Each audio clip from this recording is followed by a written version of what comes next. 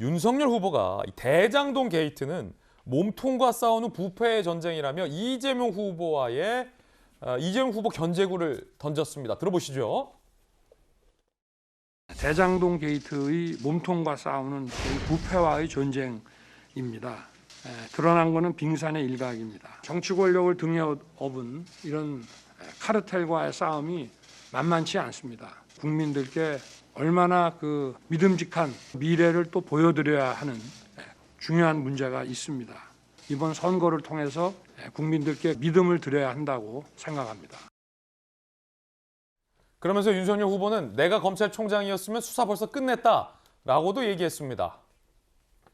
이재명 후보가 대장동 설계자 아닌가? 대장동은 설계 자체가 배임 범죄 완결이다. 내가 현직 검찰총장이면 벌써 수사 끝났다라고 얘기를 했습니다. 그러자 이재명 후보의 측근인 김남국 의원이 윤석열 후보의 이 발언을 비판했습니다. 부실 봐주기 수사 의혹이 파도 나오는 윤 후보, 희대의 사기꾼인 조이팔이 살아있었으면 1순위로 로비하고 영입하려고 했을 것이라고 비판을 했습니다. 검찰 출신의 김광삼 변호사님 나오셨습니다. 이재명 후보 측 김남국 의원은 내가 검찰총장이었으면 수사 끝냈을 것이다라는 발언을 이렇게 비판했어요. 조이팔이 살아있었으면 1순위로 로비했을 것이다. 그리고 윤석열 후보는 이재명 후보를 겨냥해서 설계 자체가 배임 범죄의 완결이다. 이건 몸통과 싸우는 부패와의 전쟁이다라고 직격을 했습니다. 서로 대장동을 두고 겨누고 있는 양상인데 김광삼 변호사님의 의견은 어떻습니까? 제가 검찰총장이라고 한다면 김광삼이 지금 현직 검찰총장이라면 검찰태 못 따위로 꿈이에요 지금? 도지코에서 이뤄드릴게요. 저도 수사는 벌써 끝났을 것이다. 그래요? 이유는 여러 가지가 있는데 이 사건 자체에 사실은 뭐 1명, 2명, 3명 이렇게 관여된 사건이 아니거든요.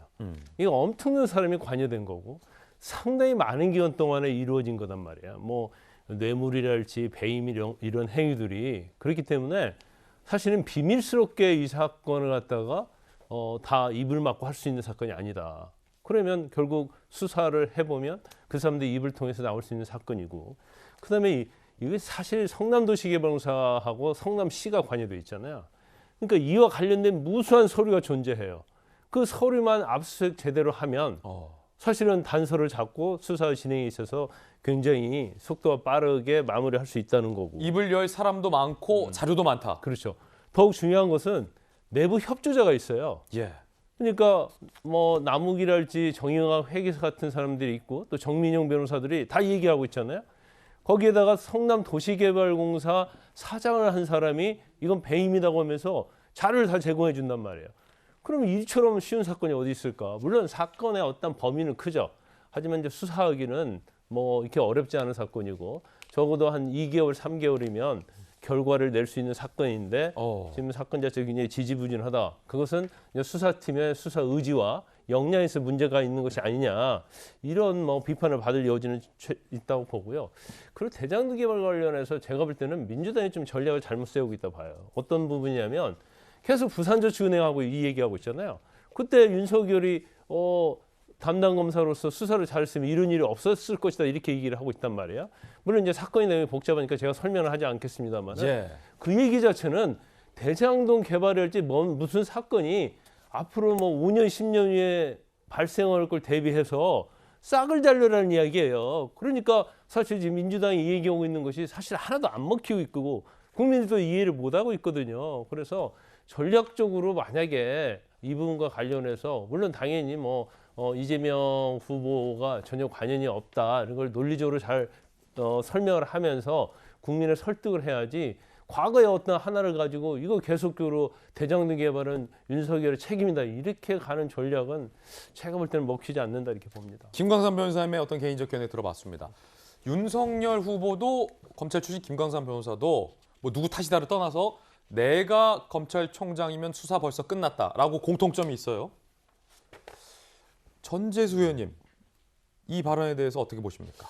법을 잘 모르는 제가 수사를 해도 전재수가 검찰총장이라면 좋아! 오늘 다 해! 전재수 검찰총장이라면 수사 경험도 없고 법을 잘 모르는 제가 수사를 해도 예. 이거 끝났을 겁니다. 야. 지금 김광삼 변호사님은 뭐 숱하게 많은 서류가 있을 테니까 이 서류들 압수수색하면은 드러날 거다. 예. 그다음에 이 지금 이제 구속돼 있는 이 사건 관계자들 있으니까 이 사람들 서로 입 열게 하면은 뭐 수사 끝날 네. 거다. 그럴 필요도 없습니다. 지금 대장동 이 부동산 개발을 통해 가지고 민간업자들이 가져간 수익이 배당받은 것이 8천억입니다. 예. 이 8천억이 어디로 갔고 이 돈이 어디로 갔는지만 하면 됩니다. 아, 돈 받은 자가 범인이다. 예. 아니 왜 그 많은 서류 그거 해가지고 어느 세월에 그 눈 빠지게 서류를 다 보고 있습니까? 결국 핵심은 이 부동산 개발해가지고 결국은 민간업자들이 노린 것은 결국은 돈 아닙니까? 예. 돈 1,200억씩, 1,000억씩, 800억씩 배당 다 받아갔습니다.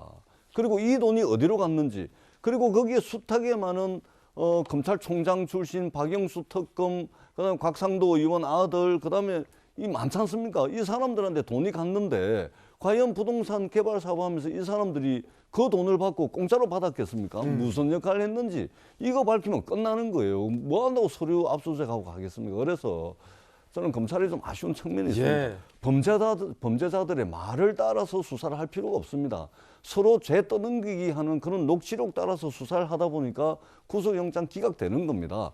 돈의 흐름을 따라가면 결국은 금전적 이득을 본 사람, 경제적 이득을 본 사람, 돈 받은 사람이 범인입니다. 저는 그 방향으로 수사를 틀어야 된다 이렇게 생각합니다.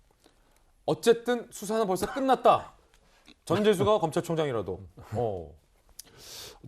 저는 사실 법조인이니까 검사는 못 해봤습니다만 예. 제가 검찰총장이라도 수사는 끝났을 겁니다. 아, 천하람마저 검찰총장이라도 수사는 끝났다.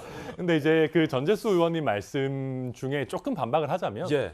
돈을 그렇게 벌 수 있도록 해준 사람이 범인이죠. 아, 예. 여기 또 포인트가 그 다음에 나오네요. 돈을 어떻게 썼느냐도 물론 중요합니다. 그 네. 부분도 수사를 해야 되지만 과연 이 사람들이 이 8천억이라는 막대한 돈을 어떻게 만들었을까? 그리고 예. 이걸 땅 짓고 헤엄치기 방식으로 공공이 어떻게 보면 싸게 땅을 가져가가지고 비싸게 팔 수 있도록 한 그 몸통이 뭐냐? 그게 중요한 거죠. 유동규라는 사람이 없었으면 지금 전재수 의원님 말씀하신 프레임이 먹혔을 겁니다. 근데 유동규가 있으니까 그 프레임은 좀 어렵다고 보고요. 대신에 제가 검찰총장이라도 끝났을 거다 말씀드리는 거는 초기에 압수수색이 너무 띄엄띄엄했어요. 예. 원래 우리 옛날에 검찰 수사 보면 여러 군데에 동시다발적으로 닥쳐가지고 자료를 한 번에 싹 긁어 모읍니다.